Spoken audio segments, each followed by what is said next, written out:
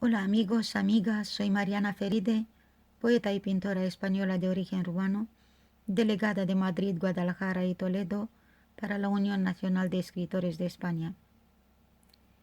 Este año celebramos la Semana del Libro desde la perspectiva de esta situación sin precedente que vivimos y hoy leeré para la Biblioteca Municipal de Chapinería y sus amigos el poema Yo te elijo, de mi libro El oído del viento, editado por la editorial Nazarí.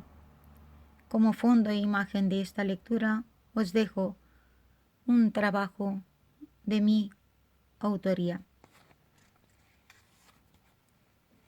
Yo te elijo.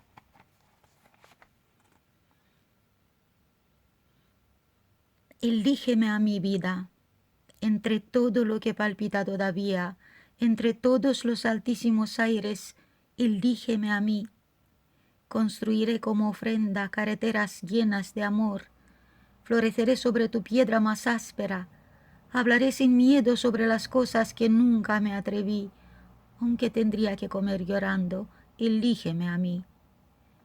Te contaré todos los días mis pasos entre sonido y sonido, entre piedra y dolor vivo, envuelta en seda más pura, y meceré tu frente sobre las nubes más densas.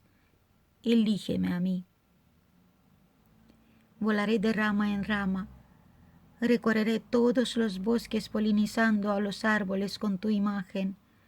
Un día, desde el paraíso, te miraré con cariño y te enviaré una carta con un nuevo currículo. Elígeme a mí. La hoja habla antes de caerse en la muerte.